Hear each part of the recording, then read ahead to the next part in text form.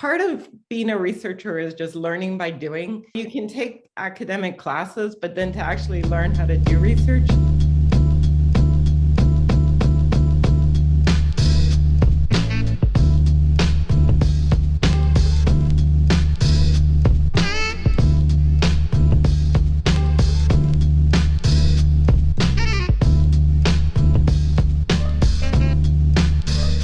Today I had the pleasure of interviewing Petra Todd.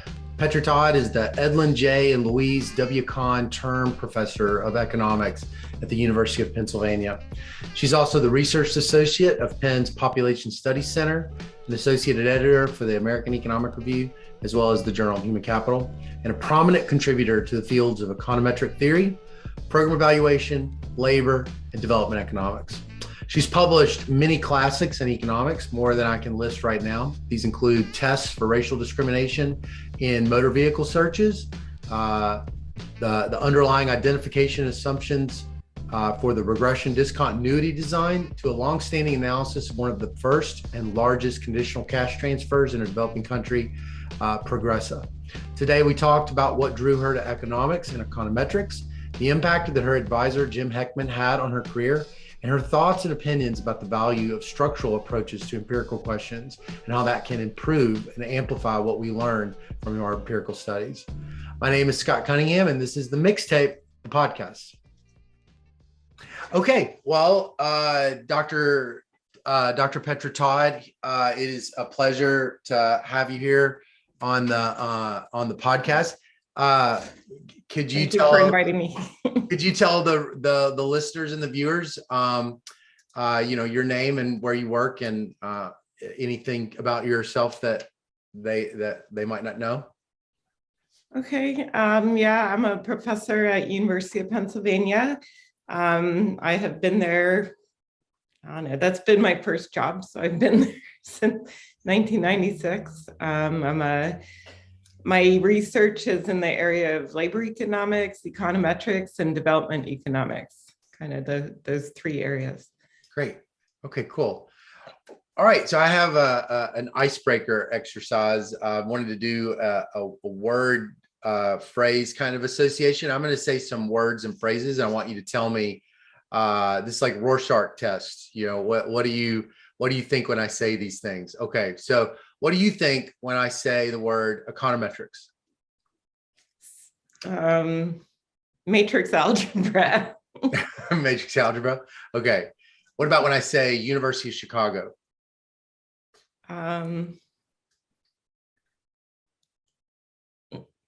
University of Chicago. I don't know. I have more pictures in my mind. I mean, I have very positive association with my alma mater.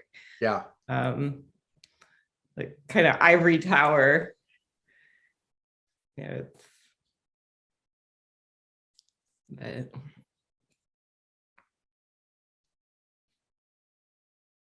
the University of Chicago, I think it's one of the premier institutions. So, okay. Jim Heckman. Advisor. Advisor. Don Rubin. I don't know him. I think I only went and saw him give a talk once, but statistics. I mean, he's a statistician. Yeah. Okay. Causal inference. Treatment effects. Okay. And the tango. The tango. I work on that a lot. Staccato. Okay. All right. Great. Okay. So that's great. So I want to tell you my priors about you as a scholar, and I want to, and maybe in this talk, you can help me update. So I wrote this out. I consider you to be the dean of the structural school of econometrics. That's what I have in my mind. You're the dean of the structural school. You're sort of the head of it. You have sort of this kind of you and some other of your colleagues have done so much to kind of approach certain questions in this, what's broadly called structural. So, but at the same time, when I say it, I have trouble with that because you have so many seminal works that I always associated with this reduced form. So like your work with Jeff Smith on matching, difference and differences with Heckman and Nakamura, your work with Hahn and Vanderkaal on regression discontinuity design, this Progressa major conditional cash transfer program. So I can't really understand how it all fits together when I come to you, because some authors kind of sort into one thing or another, and they're so closely associated with school, and you aren't. And so so I was wondering if today, as we're talking, you can kind of know that one of I hope that we can figure out, or I hope that you can help me figure out, is this whole structural versus reduced form discussion. I don't really understand it philosophically, what makes it distinct and where the comparative advantages are of one or another.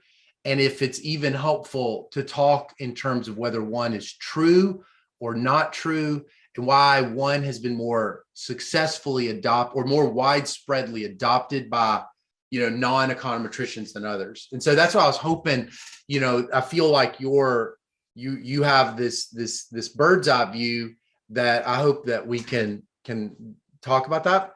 So that's kind of wanted to tell you to set you up where I'm thinking. But before we get into it, I wanted to talk a little bit about your past. So I was wondering, could you tell me where you grew up and what did you like doing as a kid?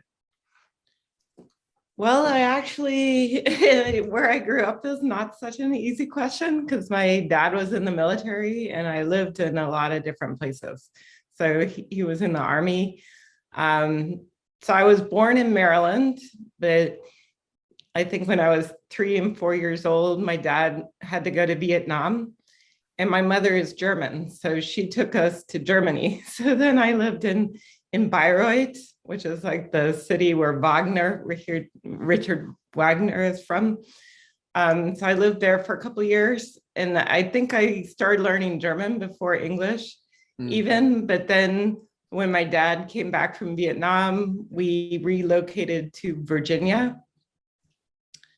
Yeah, well, actually, you know what? We lived in California at some point. I think when I was 2-year-old, I was born in Maryland, then we lived in California, then we went to Germany, then we came back to Virginia. Then I lived there for a couple of years. And then I kind of, spoke in English because I think nobody could understand me when I started elementary school. And so then my mom started talking English to me. Then we went back to Germany, and my dad was just located there, and we lived in Heidelberg and Karlsruhe. And then we came back to the US, back to Virginia. So I went to high school in Virginia. But I actually went to 5 different elementary schools. Yeah. Was it difficult making all those transitions like that at such a, formative age socially? It was difficult because, I remember it was hard for me to get rid of all my toys. When I was 5 or 6 years old, I had just gotten these toys for Christmas that I really liked. And all of a sudden they were at our yard sale and I didn't really want to sell them. But yeah, I think it's difficult, but at the same time, it's really interesting because I got to travel a lot and, I still have relatives in Germany. So I got to hang out with my cousins. So I think it has pluses and minuses. Are you fluent in German now? I can fluently understand German, but I don't speak it that often. So I'm not fluent like a German person would be. Yeah. But, what were you interested in high school? This was in Virginia? Mm-hmm. Yeah. In high school. Yeah. What was your interest in high school? I was very academically oriented. I always liked math and computer science. I actually took a lot of comp sci. I was I was the only female on the computer team in high school. But I also liked foreign languages a lot. So I took like 2 languages in high school, and I went to a very good high school, so it gave me a good foundation. Well, I follow you on Facebook, and over the last several years, I just have deduced you love to dance a lot, and that you. But it's not like it's not the way that a lot of young people like to dance. It almost seems like competitive dancing. Is that It accurate? is, yeah. I compete in ballroom dancing. Actually, last Friday I was competing in Atlantic City, and I've done a few. There are four styles of dancing. So lately I've been doing standard dancing, which is what they do. In Europe, they only have two styles of dancing, but standard dancing would be waltz, tango, foxtrot, Viennese waltz, and quick step. Uh-huh. So I even danced. I took a lot of ballet, like 12 years of ballet as a child. Uh-huh. So I loved dancing even when I was young. And, ballet is hard to do as an adult, I think, but ballroom dancing is something that, it's very good exercise. It's actually very enjoyable. It's a little bit expensive, I would say, as a hobby, because you have to buy all these dresses and pay for lessons. Yeah. So how long? So you've loved, you would say you love dancing? Yeah, it's like my other job. Really? Well, why do you love it so much? What do you love about it? Well, I think it uses a different part of the brain, because if you're sitting all the time and working on referee reports and things like that, it's just very sedentary activity. And then dancing, it's all spatial, and it's pretty difficult actually. I mean, I'm now competing gold level, which is the highest level, and it's not easy at all, but it uses different skills. I mean, actually, Albert Einstein was a ballroom dancer. Really? Yeah, there are a lot of people that like dancing. Was he good? I don't know. I would have liked to know, but they have these quotes that he said about dancing. Yeah. Yeah. So was there a point in your life where you decided to make dancing something that you were going to invest more in? Well, at first I was traveling a lot to South America. And so I went to some of the salsa clubs there just while I was traveling, and everybody looked like they were having the best time. And so I just wanted to learn salsa, and I signed up for these dance classes, and they said, well, you can't just learn salsa. You have to kind of learn all these different styles. And then I discovered I really liked it. So. Wow, that's cool. At first I did it with my husband, but I tend to go overboard on my hobbies sometimes. Yeah, totally. So it was too much for him. So I actually compete with a different pro dancer who's Russian. Yeah. So what, every week you're meeting with him like a couple of days a week or something for several hours? For practice. Yeah. So you always have just like, this year we're going to compete in X events, and you sort of have a strategy for the year about what your goals are. Yeah, they have competitions all over the US, also in Canada. So there's a website like NDCA, National Dance Association. It's and you can see what cities are running competitions all year long. What would you like to accomplish this year? Well, I mean, my main goal is just to improve, like continually improve. And I mean, of course, if you go to competition, you want to win. Some of it is actually for money, but like you can win $200 or something if you, but usually it's just trying to win, trying to do your best, but it's more of a personal, just that you want to improve. And sometimes we do little shows. Yeah. Yeah. Well, how did you get into economics in the first place? Well, my dad was an operations research analyst in the military, and that's kind of close actually to economics so he took economics and he suggested that I would like it. Yeah. And so that's why, because in high school, we didn't have any economics classes, but that's why I started taking econ. I mean, one of my friends, her dad was an economist, and he was the assistant secretary of the interior. And I was always very impressed with, because I went to his office. And so it just seemed to me something that was a good field, if you want to be successful, just from the people I knew. And my dad encouraged me. And I didn't actually like it that much as an undergrad because I think it can be a little bit dry, Yeah. Where did you go undergrad? I went to UVA. You went to Virginia. Okay. And you found it a little bit dry. Okay. Yeah, just the initial classes I wasn't super excited about. But then when I started taking statistics and econometrics, I really loved those classes. And then it also seemed like I had a lot of aptitude for doing economics, and I also liked, if I hadn't done economics, I probably would have done computer science. I really liked computer science too. How could you tell what would you say to your young self? Oh, you have aptitude, and here's the evidence for that aptitude. What would you have pointed out to them? Well, I mean, it just didn't require that much effort. I could do really well in the classes without having to work super hard. Like it wasn't a struggle for me. And I got kind of excited about the material. Right. I mean, I was super excited when I took my first mathematical statistics course. That was one of my favorite courses as an undergrad. Yeah. So what, so the experiences you're describing, are we talking about problem sets, intermediate, micro? Yeah, and exams and problem sets. And I did a nice research paper as an undergrad with Stephen Stern. Yeah. And we eventually got that published. I liked it. And then when I went to grad school, I actually liked it more, because I thought that was very exciting.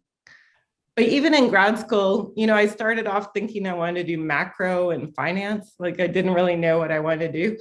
But then after I took the courses, I realized I was better in micro and econometrics. But I bet you a lot, it seems like a lot of people can sort out of macro because it's like really hard, but I bet you, I'm curious, what was it that made you sort out? Because you had the competency to do really anything. So what was it you liked? What was it you didn't like as much about macro and did find this draw to micro? Well, I think it's more concrete, that you can just imagine individuals making decisions, about schooling, about marriage, about fertility. It's something that's very concrete the way you model it. Whereas the macro, it just seemed to be more disagreements about how you model things and the objects, GDP or whatever. It's not quite as concrete in terms of, but I just found the classes were easier. Like when I took Gary Becker's class, I got very excited. So I sort of always went in the area where I felt I had more aptitude. Yeah. And then actually Jim Heckman wasn't there my first year. So I had him the second year. I think he was visiting Yale, and I got very excited when I took his class. Like he was teaching a class in discrete choice analysis. So then I realized I really like this person and I want to work with this person.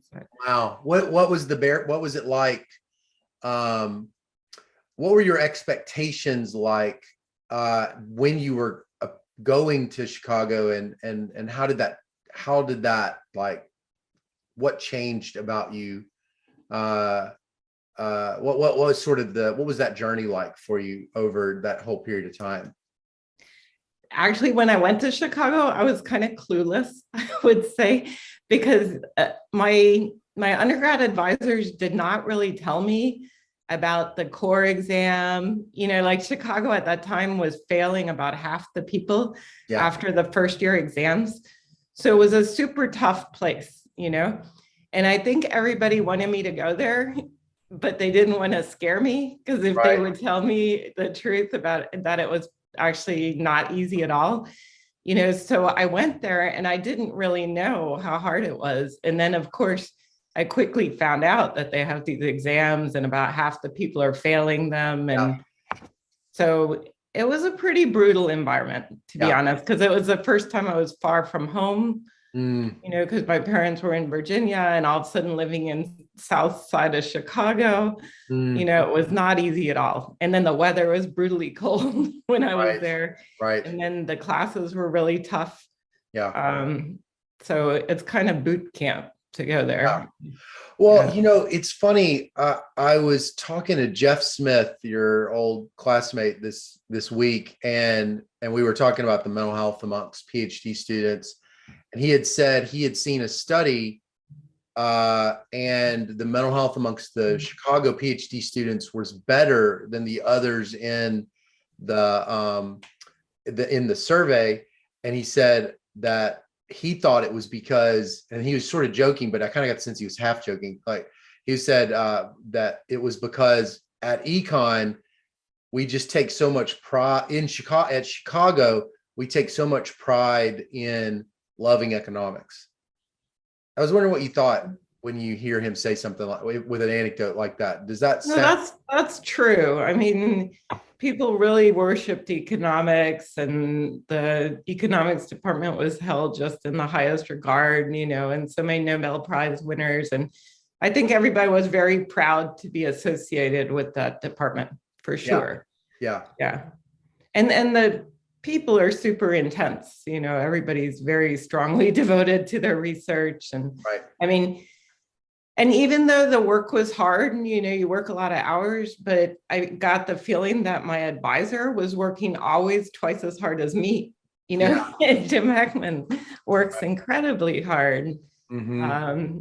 So I never felt that I could complain because he was working the hardest of all. So. Right.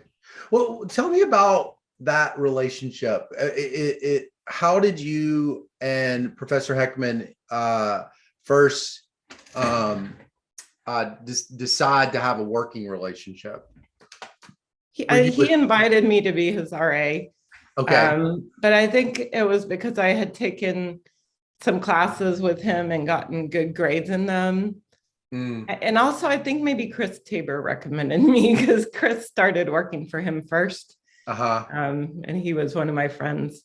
Yeah. But I think it was on the basis of just getting good grades in his classes. He invited me to join some projects. And that was a big turnaround for me because, I felt like suddenly I had, because part of being a researcher is just learning by doing. You can take academic classes, but then to actually learn how to do research, I think you need to work one-on-one with somebody. And you worked one-on-one with Dr. Heckman? Yeah, a lot. We used to just meet almost every day, go over results. And we wrote a lot of papers together while I was in grad school. Yeah. What do you think is the lasting legacy of that relationship for you? How if you had to imagine a counterfactual that with the best of your imagination, what do you think is permanently different about the kind of person you are as a result of that relationship? Oh, I mean, I think my whole career probably would have been different if I hadn't worked with him. Like he was so supportive, and I felt like I learned so much from him. I mean, he made everybody work hard. Yeah. It wasn't easy at all. But then there was a huge payoff to it. I got a lot of publications out of that research, and I don't know. Sometimes I wonder, how my career would have been without working with him. Because Chicago, some of the faculty were not that accessible, because they had so many famous faculty. Sometimes I would make an appointment and then they'd give me an appointment to see a professor in 2 weeks. And then when it got close to the date, they would cancel and reschedule. As a grad student, it can be hard sometimes if you don't even have access to the faculty. It's hard to meet with them. Yeah.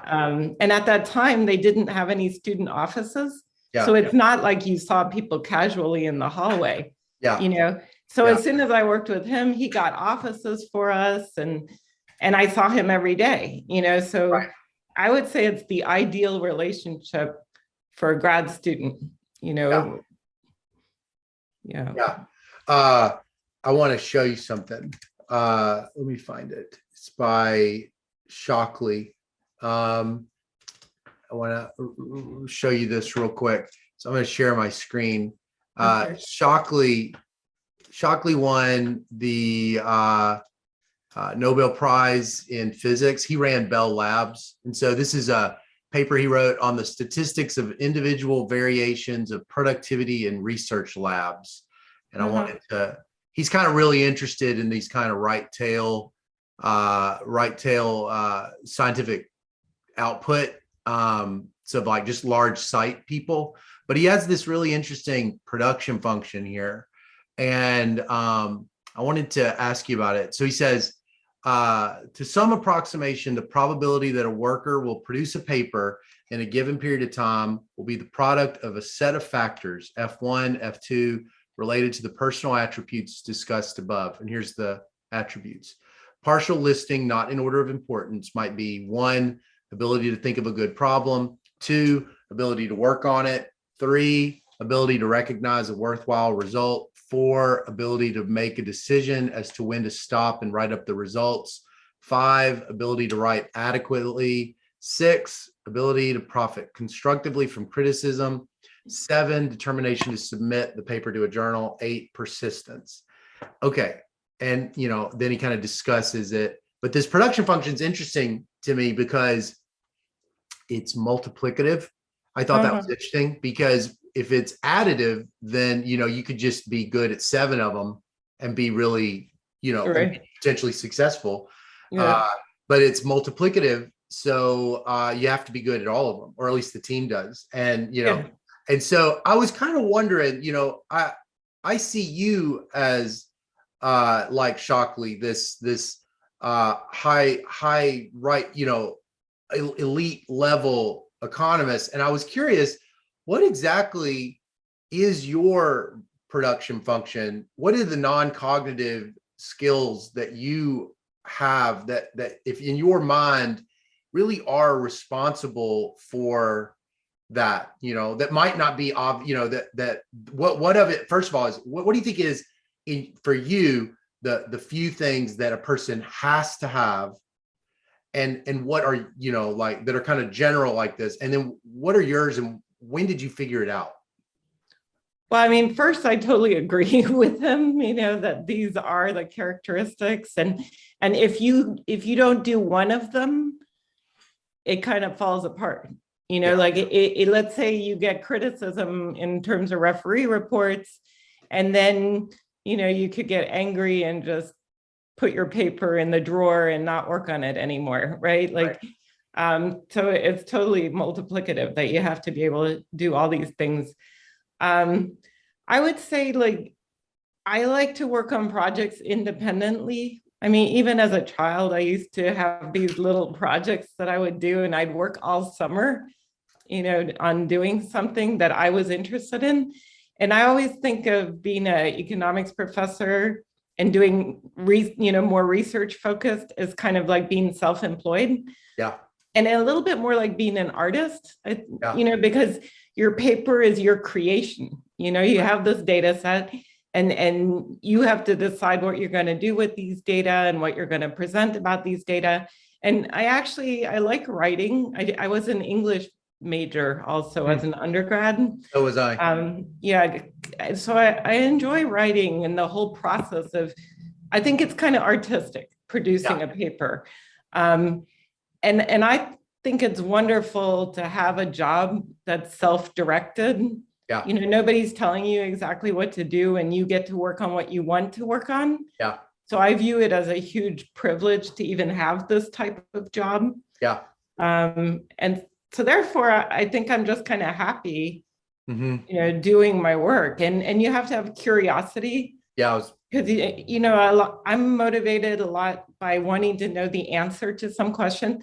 Like recently, I've been working on like whether conditional cash transfers improve test scores, because there was a lot of work showing that they improve school attendance, but we don't really know the effect on test scores. Right. How much did that translate into learning? Yeah. And so I really want to know the answer, and I would say you have to have a curiosity about the topics that you're working on. I always tell my students that you have to have some passion for the question that you're looking at, because you're going to be looking at it for a long time. Yeah. So that they shouldn't just pick, any topic. They should pick something that they really are interested in. Right. Sort of a time horizon kind of mindset. This is something I could see myself doing for a while, because I'm going to have to do it for a while. Yeah, but I Right. think some people don't have this. I mean, even my husband is not a totally self-directed type of person. I mean, he works at just a regular company, where they have projects and he works on their projects, but I don't think that he would enjoy a job where he just totally has to, Yeah. you know, think himself about what things to work on. I Yeah. think some people are that way. They're more like entrepreneurial, Hmm. but I think of it more like self-employment. Yeah. Yeah. It's a real practical self-employment though, because you can be super curious and passionate and want to know the answer to things, but not be able to publish at all. And you've been able to publish also. You finish your papers, you fight till they're actually in print. And that seems like it moves beyond uh curiosity. It's almost more of like a just kind of being conscientious, or just like, I will complete my tasks. Is that? Yeah, I mean, I have some papers that never made it to print, but I think everybody has some projects that Yeah. sort of, but I don't give up easily. That's for Uh-huh. sure. Yeah. Yeah. Yeah. Yeah. Um, this Progressa project, this kind of getting back to this original comment I made, which is that when I just like, if I didn't associate you with structural work and labor, I would look at at you topically, and I would say, well, she's made such massive contributions to the design-based causal inference. This is what the word I've been using lately is this thing I heard Card say. And so matching and diff and an RDD and then these experiments. So I guess that would be just a good place to start to kind of walk through that. And then I'll just sort of maybe ask questions as you go. But how did you get involved with Progressa? And what can you tell us about it? Well, I got involved even before the experiment was done. Actually, Jim Heckman got me involved because they wanted to do this randomization in Mexico. It totally came from the Mexican government. I mean, they had some economists, Santiago Levy was there, and they were implementing this, anti-poverty program, but they were skeptical that if you give people money, they might, because the program gives people money to send their kids to school. But people always worry, well, poor people are going to go out and spend the money on tobacco and alcohol and things like that. And so then they decided to do an experiment, to see what they spend the money on and to see what they do. And I think Jim Heckman, they originally asked him to, advise them on doing the experiment, but I think he got sick or something, and then wasn't able to make the trip. And so then he suggested that I go. Wow. And so I went. So at the time when they did the randomization, actually, so I think they had some randomization plan, and it was kind of hard because I didn't speak Spanish, and the statistician working on it only spoke Spanish, but I think I actually changed their randomization plan. Really? They told me later, I kind of forgot about, but they said that I later helped them kind of fix what they were doing. Wow. Why were they randomizing? Well, because, I think they just wanted to do the best possible to know, what the treatment effects were. And there were economists working on the project. So how in that, so what year would that have been? That was 97. 97. So was randomization, now you think about randomization, it's just like in a developing country, you think of Esther Duflo and Banerjee, and this is before all that. That was before all of that, yeah. So how widespread was it that an economist involved would say, yes, we need to randomize, and this is a great idea? I mean, is it something that, I should just know that it's always been that way with economists, or no? Well, there were some big social experiments in the US, that they randomized these job training programs like JTPA, or NSW was before JTPA, and or the negative income tax experiments. There were some RCTs, but I don't think there were any like of such a big scale for sure. Like they randomized 506 villages. I mean, altogether there were like 50,000 families. It was a lot of people like participating in the experiment. So nobody had done anything like that. Was it But that really, it came from the Mexican government. I think Santiago Levy was the person that really pushed for that. Huh. So what was the reaction that you got from the economics community when when you began to describe such a large RCT and the results? I'm curious now about the early reaction to results about conditional cash transfers, and separately with it being in an RCT. Well, so they hired, they wanted to have an external group doing the evaluation. So I helped at the stage of designing the RCT, but then IFPRI was hired as like the external consultant. You know, they had a competitive bid.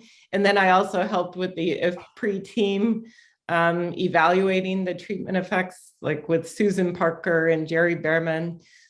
We wrote some papers, and like Paul Schultz also worked on, and I think Horatio Atanasio, and he was involved in a lot of, so they had a whole team, and different teams were doing different outcomes.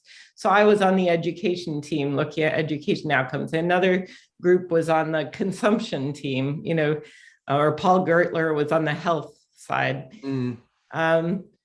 Everybody was very excited about it, and the data seemed to be very high quality. I mean, they collected very rich data. Like, you know, a lot of RCTs, they only collect kind of the outcomes and which group you're in. Yeah. You know, and then you're pretty limited in terms of what else you can do with the data. Yeah. But in this case, they had very detailed surveys, and we actually worked on designing the surveys. There were teams that designed each survey module. So there was a lot of excitement, actually. And there's probably a Shokely production function for 8 inputs multiplicative that creates a successful progressa. And you have to have all 8, otherwise it's a complete disaster given how many moving parts it is. What's the secret? What's the secret for why this turned out to be such a successful experiment? Like with it just having high quality data and well designed and so forth. It has to be that it's easy to get it wrong. I think the secret was they just had very good people working on it. It was a small team, actually. The Progressive team was not a huge team, but they were just very devoted to what they were doing, you know, and I think they wanted to have a good anti-poverty program. Yeah. You know, because it was really helping the poorest individuals. And so I think there was just a lot of dedication and a lot of very smart people working on it. Yeah. And then the outside teams also, they tried to get the best people in all the different areas, like the leading researchers that had a lot of experience designing surveys, you know. So I think it was just putting together very good people to work on it. Okay, sorry. So you were saying that you had all these different things, and the reaction from the community when you were. Well, so the results were pretty positive. You know, Yeah. It really did increase education a lot. It had a lot of benefits. I mean, there was also a health component, and they documented a lot of health benefits. Concerns about the consumption. You know, people thought people would like spend more money on alcohol or whatever, but it turned out they spend more money on like shoes for kids so that they could go to school, and they spent more money on protein, like increasing protein consumption in their diet. So the results were very positive. And so then the World Bank started to support these programs as well. And then a lot of countries were, you know, impressed by the evidence, and a lot of other countries adopted similar programs. So it started spreading to all different countries. And like Norbert Shady has a book where he reviews, you know, different countries where similar programs were adopted, and it's now in 60 different countries, like all around the world. They have these types of programs. Yeah. So it was very influential. Yeah, I bet that was really meaningful to be a part of that. Yeah, I feel like that's one of the most important things that I worked on, actually. Wow. Yeah, because millions of people now participate in these types of programs. But you're still occasionally writing papers on Progressa, that's correct? Yeah, well, I mean, now I'm even working, the name changed over time. So now well, it was called Prospera. It was called Oportunidades. So now we're writing a paper looking at the test score outcomes, Yeah. which we never had before, like administrative data on test scores. Do you feel like the science of physical randomization is something that you've been really surprised by how you've grown as a scientist in terms of what you've learned about the science of physical experimentation, or was it something that you really, I mean, I know you learned a lot about the economics of it, the economics of the CCT of Progressa, but do you feel like you've just also accumulated so much original human capital that you wouldn't have had about just experimentation? I did have to just read some books about how you run. I designed I mean, Progressa, we did a simple randomization actually, because there were Okay. 506 villages. So we just did simple treatment and control randomization without any sort of, blocking or, but later I designed another experiment. We did this experiment in Mexican high schools where we didn't have as many units. And so then we actually did some blocking and I had to invest more in trying to figure out the best way to do it. Yeah. Okay. Um, uh, well, so when I said all that stuff about reduced form, structural, I was wondering if you could just also tell me, doing another word association, when you hear someone say structural econometrics, what do you think when you hear those words?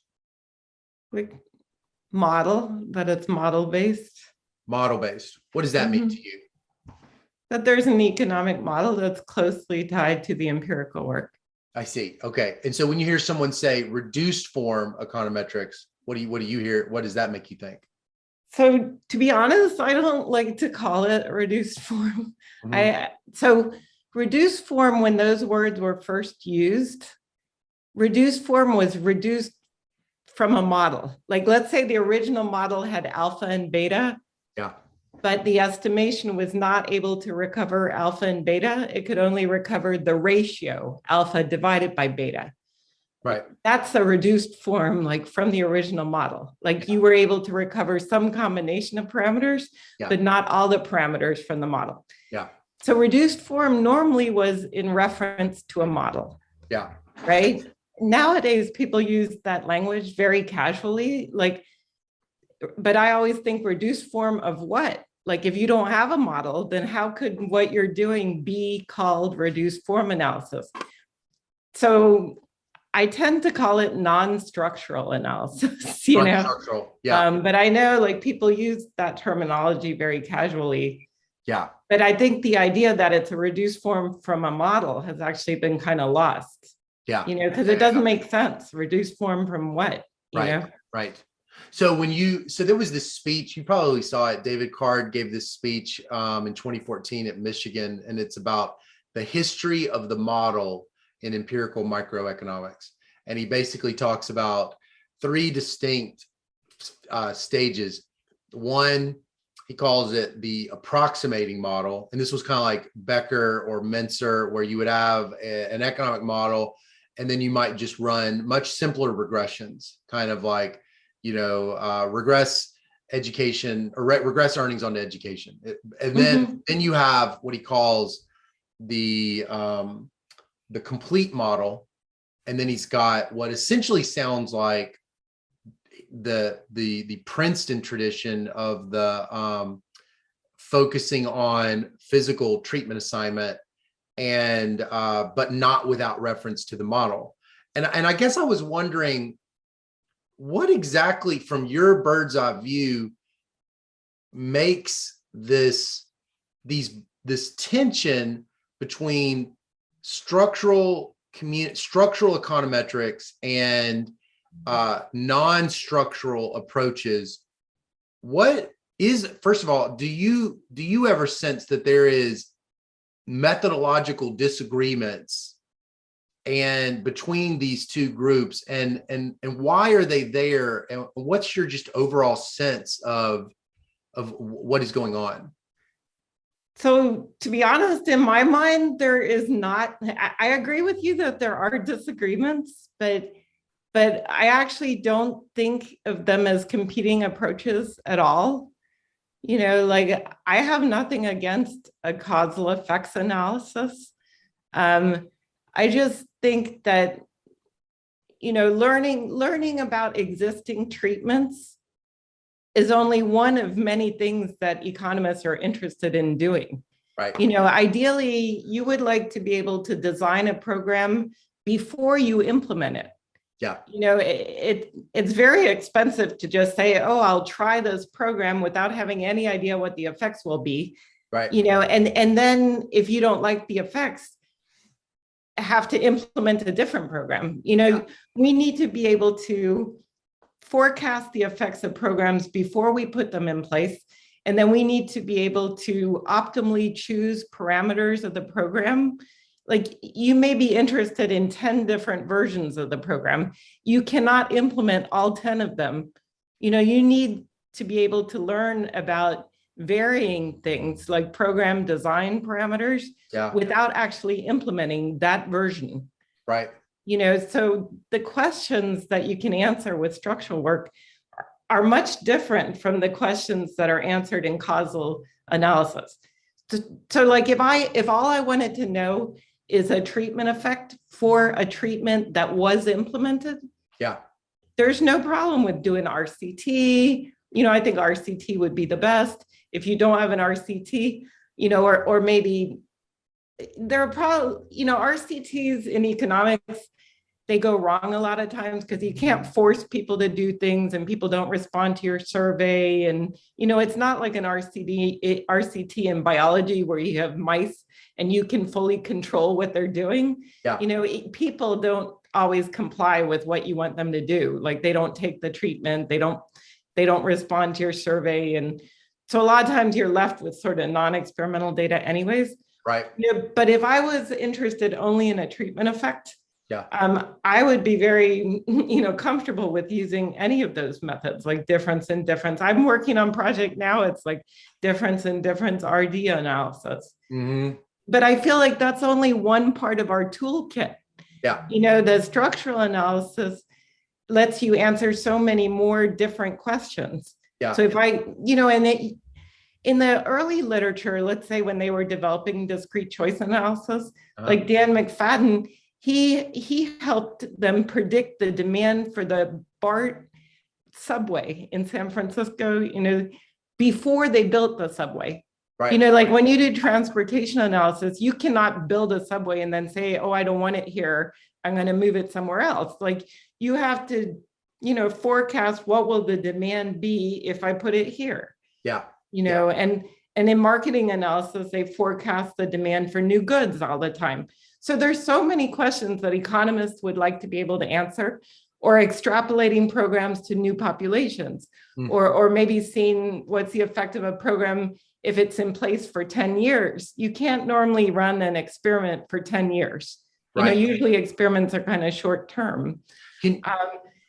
So I just feel like that's only part of our toolkit. So like when I teach all those methods. You know, I do program evaluation and I teach a lot of those like diff and RD and matching and RCTs, how you design RCTs. But then I also teach how to use a model to design a program, to evaluate variations of program parameters, you know, and to implement the models, you need to have good data, you know, because you're trying to specify the choice sets and the constraints that people face, you know. So a lot of times in RCTs, they don't collect very good data.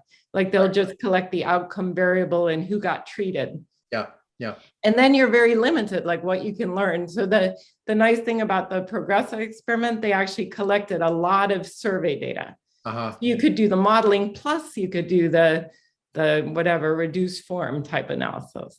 Well, so look, can you give me an hypothetical example about like two counterfactuals, one where a person approached an important question and did it in a non-structural way, causal inference stuff, and then one where they approached it in this holistic way? What exactly is different between these two best case scenarios? What additional insights that are valuable to science and to the policymaker did I get from that specific structural approach that the other person just simply doesn't have? Well, like let's say with Progressa, they were looking at effects on school enrollment and educational achievement. So the RCT was pretty well designed RCT, and it found an increased 0.6 years of education on average. Okay. But that was for the schedule, the subsidy schedule that they implemented. And so let's say you want to know, well, what if they had done the subsidies for school attendance, because they had lower subsidies in primary school, higher subsidies, after grade 6, girls had a higher subsidy than boys. So let's say I wanted to know, what if they had a different subsidy schedule? So for example, most kids go to primary school anyways. So that was almost just a transfer. And so you might think, well, what if we increased the subsidy in the higher grades and took away the subsidy in the lower grades? So that would be the same cost, but a different program design. So that question, like Ken Wolpen and I wrote a paper where we did that. We just varied the design parameters. And actually, Costas Magir and Orazio Atanasio and Ana Santiago, they also wrote a paper where they varied in similar ways. It was a different model, but they also varied the design parameters, looking at like taking away the early subsidies and transferring that money to the later grades. So if a person doesn't want to use a model and just wants to do, treatment effects, they can't even answer that question. Right. Like they don't have the tools to do it because there's no structure, Right. So that's why, like maybe the RCT is a better way to say what's the effect of the existing program, because you're not really making any assumptions, other than that you have a good experiment. So structure starts to move us away from this internally valid estimation to something that might be more generalizable. Yeah, exactly. Just to learn more. So, Ken Wolpen and I wrote this recent paper that's forthcoming in JEL, and it's basically how you can combine RCT analysis with structural modeling so that you can learn more from experiments. Yeah. To me, it seems the reduced form analysis is not ambitious enough because it's sort of giving up on lots of questions that are of interest. Right. Like I recently wrote a paper about pension programs in Chile, where we analyzed this pension reform, but we use the model. So pension is kind of a dynamic thing, because it's savings over your whole lifetime. But we analyze changes to the existing pension system design. Would there be a better way that the government could design their pension program? Yeah. So there's like this whole range of questions that I think are very interesting that you cannot answer with just this causal analysis. Yeah. And so I don't understand the rivalry, because it's not like there's a competing, the only way that they compete is if you want to say, what's the effect of this treatment? Then I might actually prefer the causal analysis if it makes fewer assumptions. But then there's a whole range of questions that they can't answer. Right. So that's why I feel like you need both. And when I teach my graduate econometrics classes, I try to give students the tools to be able to do both sorts of analysis. Yeah. Well, so what's the skill set that's missing at large, in your opinion, for people that have a fairly, they're like methodologically sophisticated on this causal approach, but they have zero background in structural. What are the key fundamental skills that are missing, and where do they get them? Well, I think a major barrier has been that, to program models, you can't, there's no built-in data command, like it's not that easy to just use existing software. Right. So if I want to program a model, I normally program it in Fortran, Right. or you could, you actually have to know some programming to be able to implement the models. Yeah. Because each model is somewhat different. Yeah. So there's not a lot of built-in. So I think that's a big barrier, because things that are easier to implement are more quickly adopted. Totally. Yeah. And then of course there is disagreement about which is the best model, and I think it's still sort of in its infancy, because when these models were first developed in the mid 80s, programming was just kind of starting, that people had their own computers. And so at first it was very tough to implement any of the models because the computers were not good enough. Yeah. Nowadays, the computers, have gotten so much better, and we have parallel processing, parallel optimizers. So you can actually implement very sophisticated models, but you have to kind of know how to program the models. So it's both, there's a programming skill, and it's not just the programming of knowing how to program in R or something, or programming Stata. It's a particular kind of, human capital that's like Fortran. Well, you could do it in R. It's just R might not be fast enough. It depends what kind of model. Like if you had a dynamic model, first of all, the models, you have to understand like how it works, how you solve the models. There are different techniques. Yeah. But many of our grad students do learn it. So I don't think it's like insurmountable. I've seen tons of students learn it and do it. But it does require some, dedication to learn it. Yeah. And I would say a lot of schools don't have a lot of structural people teaching the material. Yeah. Yeah. So that's why the people that do structural work normally learned it from somebody. Yeah. And I learned it mainly from Ken Wolpen, because when I was a grad student, I didn't do a lot of structural work. Like, even though Heckman does that kind of work, but the things that I worked on with him were not very structural. So that's why I learned more causal analysis with him. But then Ken Wolpen is very structural.